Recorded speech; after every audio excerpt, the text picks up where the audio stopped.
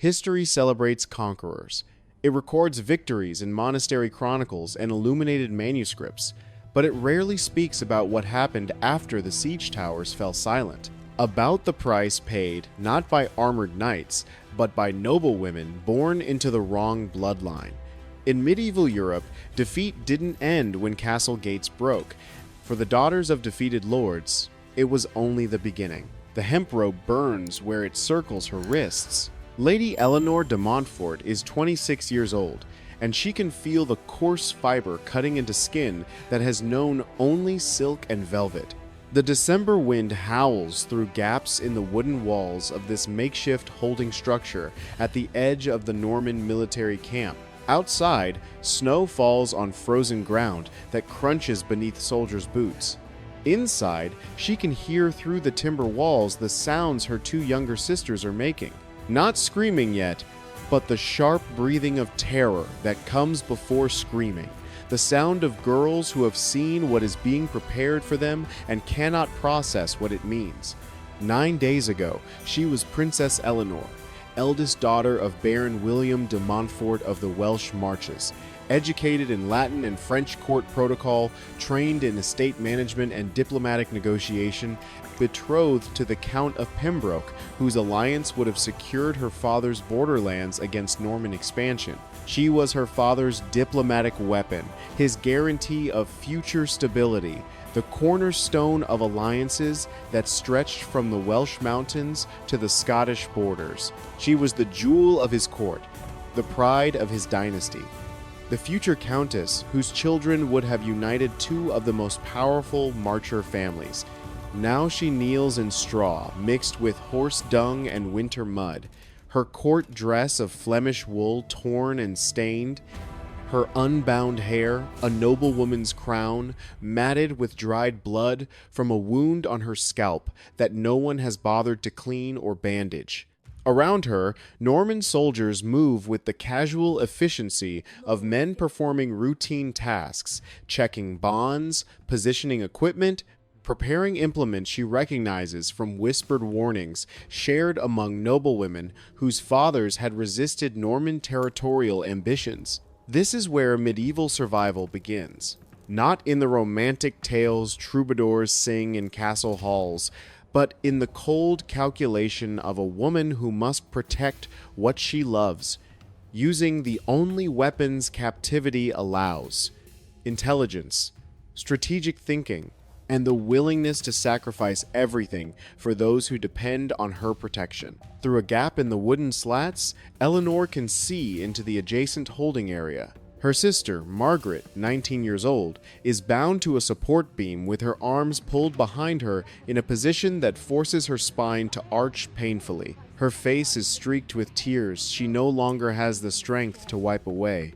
Her winter cloak has been removed, leaving her shivering in nothing but her linen undergown. Beyond Margaret's stall, their youngest sister, Catherine, 18, barely more than a child, trembles so violently Eleanor can see the motion from 30 feet distant. Catherine's eyes are wide with incomprehension, the eyes of someone whose sheltered life at their father's court had never prepared her for what men become during wartime.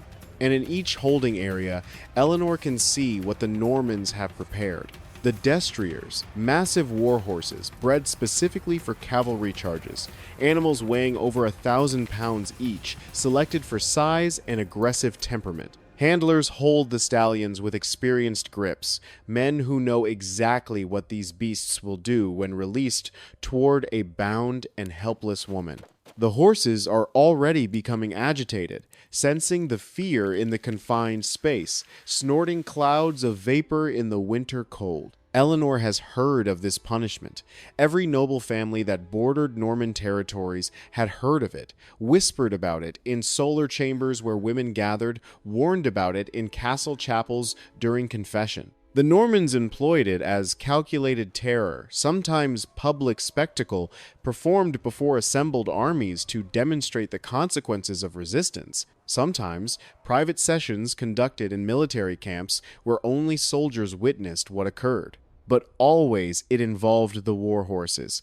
Always it involved women bound in positions, leaving them exposed and defenseless. Always it destroyed not just bodies, but bloodlines, ensuring that captive noblewomen could never become rallying points for rebellion or mothers to claimants who might challenge Norman authority. Her sisters are to be subjected to this: Margaret and Catherine, who have committed no crime except being born to a baron who dared challenge Norman expansion into the lucrative Welsh borderlands, who had built a coalition of marcher lords that threatened Norman control of the wool trade routes connecting England to Flemish markets, who won 3 skirmishes before the 4th battle destroyed his forces and delivered his daughters into the hands of Lord Robert Fitzwilliam. Fitzwilliam. Eleanor memorizes the name, adds it to the mental ledger she has been keeping since capture: names of officers, hierarchy of command, patterns of authority governing this winter camp, weaknesses in guard rotations, gaps in the wooden palisade walls.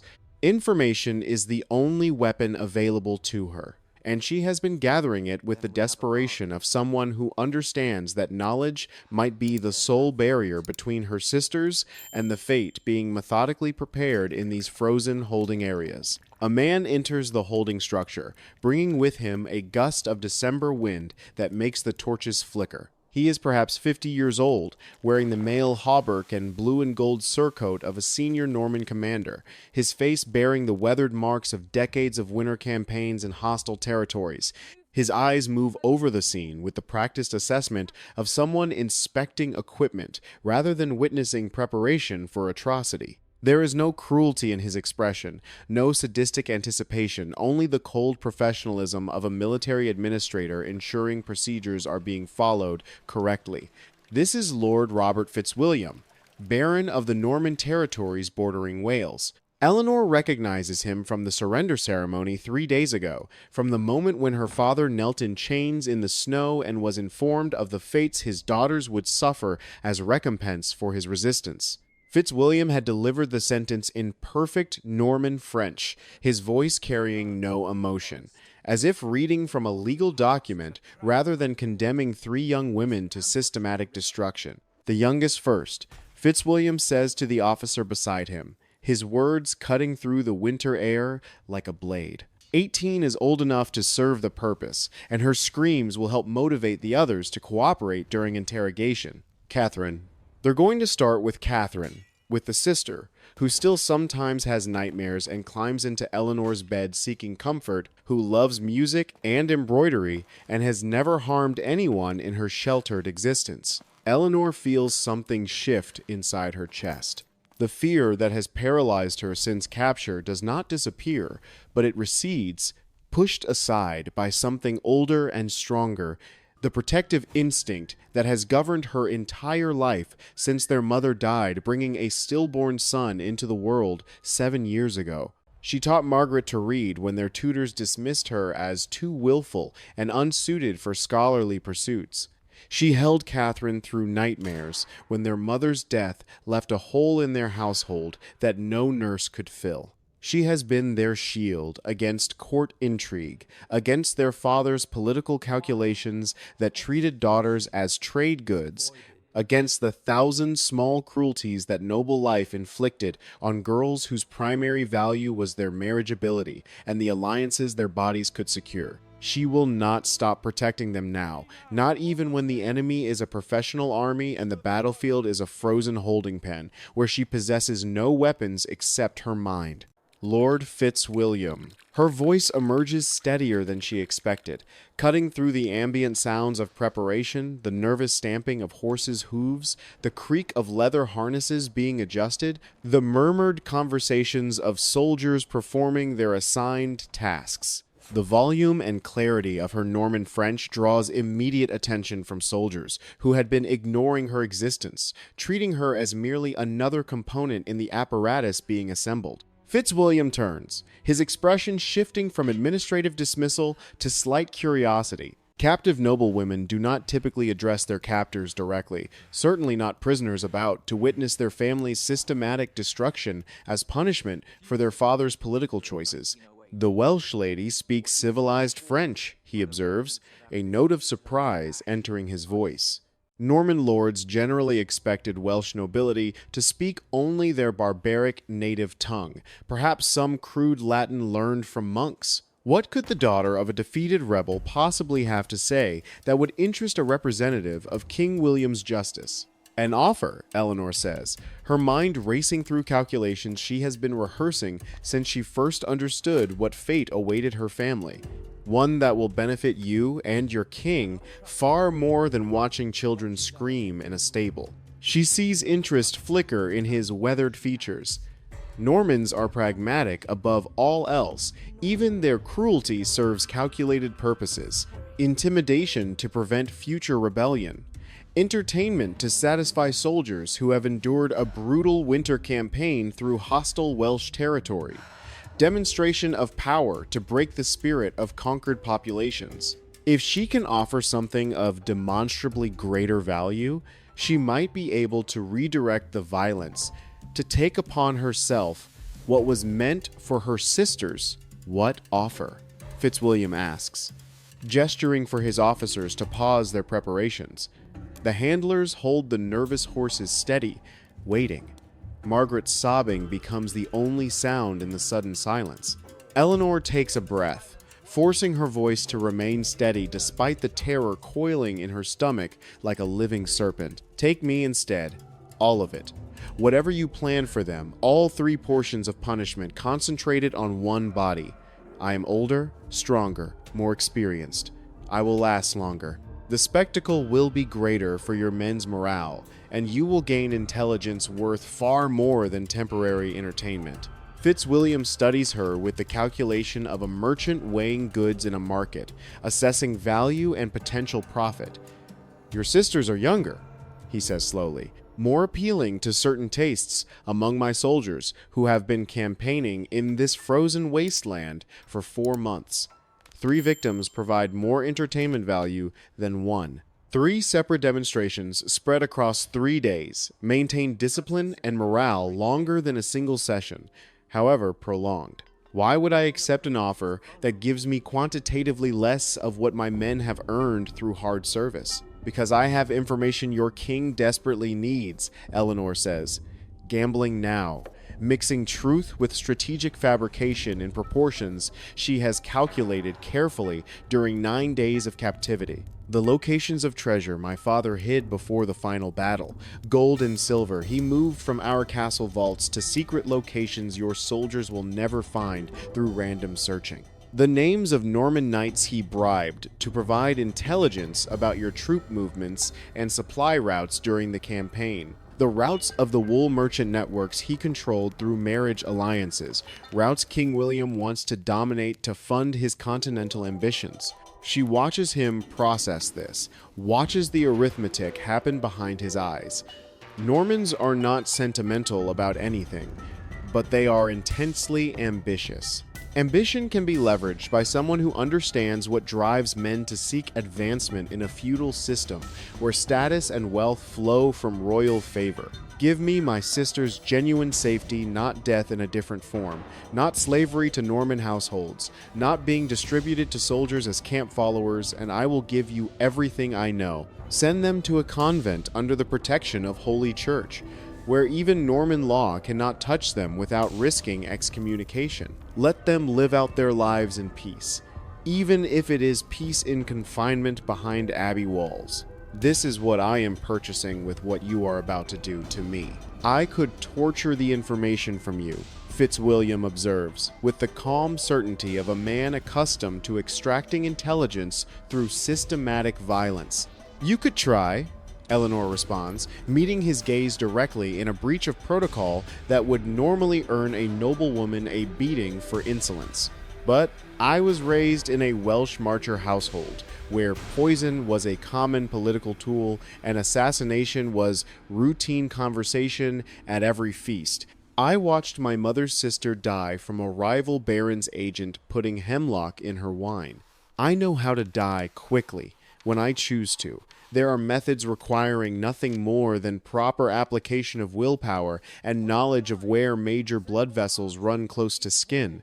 Torture me without accepting my bargain, and you will get nothing except a corpse and 3 younger sisters who know nothing of value, because our father wisely never trusted them with sensitive information. Accept my offer, she continues, and you will get intelligence that will advance your position with King William's substantially treasure locations that can be verified immediately, evidence of corruption among Norman officers that gives you leverage over rivals, and commercial intelligence about wool trade routes that will make you wealthy beyond what this campaign has already provided through plunder. Fitzwilliam is silent for a long moment, weighing entertainment value against practical advancement, immediate gratification against long-term career benefits in a court where the king rewards competent administrators who increase royal revenue. Then he smiles, and the smile is worse than anything Eleanor has seen from him thus far, because it contains genuine amusement at her audacity. You love them, he says, gesturing toward the holding areas where Margaret and Catherine await their fate. Truly love them with a depth of feeling that transcends political calculation. That is rare in noble families, where daughters are usually trade goods to be bartered for advantageous marriage alliances, and sisters view each other as competition for limited resources. My sisters are the only family I have left, Eleanor says, her voice catching for the first time. My brothers were killed in the battle that destroyed my father's forces. My father will be executed after your king's triumph procession through London. My mother died years ago. Margaret and Catherine are everything. They are the only remnants of my house, the only people in this world who share my blood and my memories. Then we have a bargain, Fitzwilliam says. He turns to the officer beside him, a knight wearing the insignia of a banneret. Release the younger 2 from their preparations immediately. Bring them here to witness the agreement being formalized, so they understand what their sister is purchasing with her sacrifice. And prepare the eldest for extended application over multiple sessions. We will extract her intelligence methodically, while demonstrating to the men what happens to families who resist Norman authority. The words land with physical weight. Extended application over multiple sessions. Eleanor understands what that means from the warnings she has heard whispered among noblewomen. Not a single session with one animal, not a brief demonstration, but multiple horses over multiple days. Whatever duration Fitzwilliam decides will provide adequate entertainment for his soldiers while extracting maximum intelligence value from a source who must remain conscious and coherent enough to provide verifiable information. But Margaret and Catherine will live. They will be safe behind convent walls. They will grow old as brides of Christ, while she endures whatever is coming in this frozen camp. It is enough. It has to be enough. Subscribe to Medieval Survival Skills, because what you are about to learn has been deliberately obscured by 8 centuries of romanticized history written by monks and chroniclers who served the victors. The scribes who wrote the surviving accounts were not interested in documenting what happened to noblewomen captured during the Norman expansion into Welsh territories, the 100 Years' War campaigns across France, the Wars of the Roses that devastated England, the countless succession conflicts that turned medieval Europe into a perpetual battlefield where women's bodies became weapons of dynastic destruction. The chronicles mentioned victories and sieges, recorded the names of defeated barons and captured castles, noted the lands and titles that flowed into royal coffers through conquest. But the women, the daughters, and wives captured alongside their fathers and husbands were reduced to brief footnotes in monastery records, mentioned only as taken into custody or disposed of according to law, their ultimate fates left deliberately unspecified, because what happened to them served purposes the church preferred not to document in detail. Today, you will learn what those unspecified fates actually were, and more importantly, you will learn the survival strategies. These women employed strategies that medieval nobility developed across centuries of systematic violence, strategies that remain relevant whenever power operates without accountability. Before Eleanor experiences what she agreed to endure, we need to understand the system that created this punishment, because you cannot understand what Eleanor suffered without understanding why Norman conquerors, and later French, English, German, and Spanish lords across medieval Europe believed such violence was not merely acceptable, but strategically necessary for maintaining control over conquered territories. The punishment involving warhorses was not random sadism born from individual cruelty. It was calculated terror designed to serve specific military and political purposes that medieval strategists understood with brutal clarity. Norman expansion into Welsh borderlands during the 11th and 12th centuries had created a persistent strategic problem that military force alone could not solve. The Marcher Barons were not primitive tribal chieftains who could be easily replaced with loyal Norman administrators. They were sophisticated feudal lords with established dynasties stretching back centuries, loyal retainers whose families had served them for generations, castle networks controlling strategic mountain passes and river crossings, and populations that remembered independence and resented foreign subjugation with the fierce pride characteristic of border peoples. Defeating these barons in open battle was straightforward. Norman cavalry and professional military organization consistently crushed Welsh forces in conventional engagements, but keeping their territories conquered and preventing constant rebellion required something beyond military superiority. It required breaking the spirit of resistance so completely that rebellion became psychologically impossible, that the conquered populations internalized their defeat at a level deeper than mere military outcome. The solution Norman commanders developed was spectacular violence designed to destroy not just armies, but symbols, burning castle, chapels that held relics families had venerated for centuries, melting down golden crosses and jeweled reliquaries that represented dynastic continuity, publicly defiling sacred objects in ways that demonstrated foreign conquerors' total dominance over every aspect of conquered life.